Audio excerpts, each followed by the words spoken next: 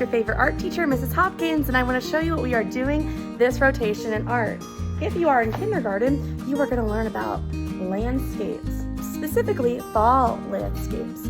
We're going to be using a paint stick for lots of color and lots of lines, and we're going to use some tempera paint to sponge paint our trees.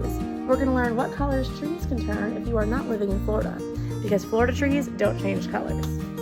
If you are a first grader, you're going to be learning all about folk art landscapes. Check this out.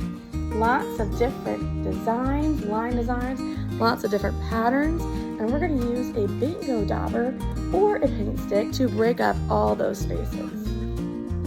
If you are a second grader, we're going to keep it simple for second grade with a nice, cool, and warm colored landscape. You can do warm colors in the sky or cool colors in the sky, or swap them. If you don't like horizontal, get creative, maybe go vertical. You're going to have a nice large paper. So we're going to be using our favorite bingo daubers to draw those lines, or some classes you might just use a black paint stick because they're amazing. If you notice the color we're going to use on our second grade, we're going to be using our tempera cakes to paint those. If you are in the third grade, we're going to be doing a nice Florida beach sunset. We're going to maybe do some lovely mangroves. And those mangroves, we're going to draw those roots all with colored pencil.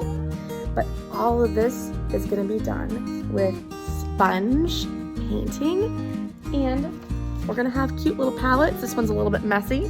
Don't judge me. I've been very busy. My fourth grade, I'm getting ahead of myself. Fourth grade, you guys are going to do a lovely nighttime landscape. So we've got a lot of landscapes going on. Our fourth grade nighttime, kind of magical, twinkly landscape. This one just came out of my head because I just needed to calm down. I thought some fireflies would be fun too. So we'll put a moon, and our big feature is we're gonna have a nice big tree on there. So lots of landscapes.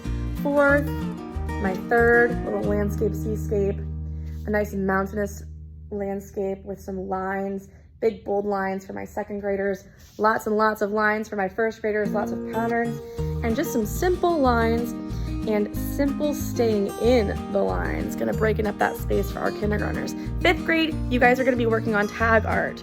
So it is the time where we're gonna be adding lots of color to our tags. This one won last year for my teachers, so I want to see what you're gonna come up with. Remember, when we're all finished, no matter if you are a winner or not, everybody gets the opportunity to buy one of those license plates.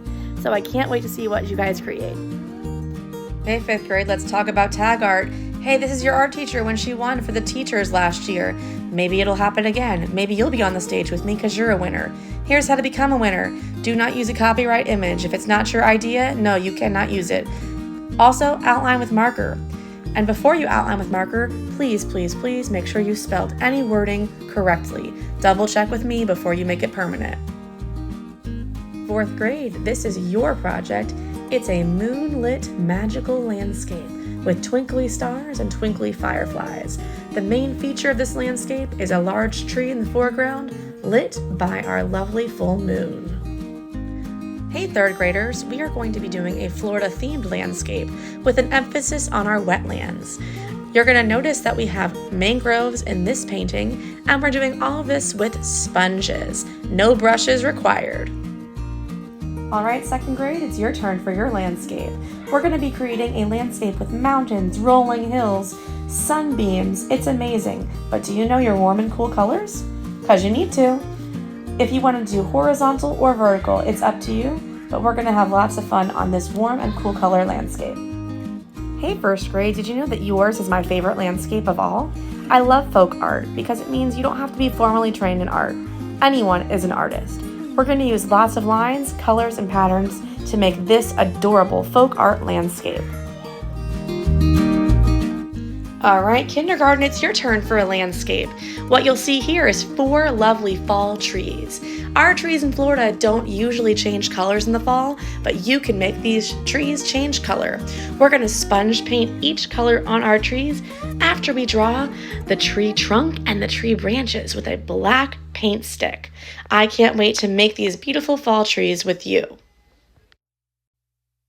Let's take a moment and review how we take care of paintbrushes in the art room.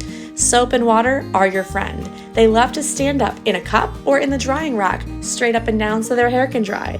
Very cutesy, very mindful, very demure. Then you'll have a very happy paintbrush for next time.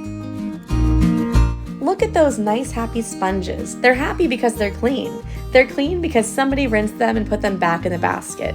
No soap on the sponges, just water, please. And look at these lovely tempera cakes. They don't look happy, but I promise you they are. Even though they're cracked, they still work. Just wet them down with your brush and you are ready to paint. See how nicely they're stacked? Very happy tempera cakes. You know what makes Mrs. Hopkins super happy? Water cups that are nice and dry. If you stack them one inside the other, yes, they fit great, but then the air can't get in and do its job to dry out the cups. So please arrange them something like this so the air can get in and do its job and we have nice cups for next time. Thank you so much, my friends. Y'all are the best.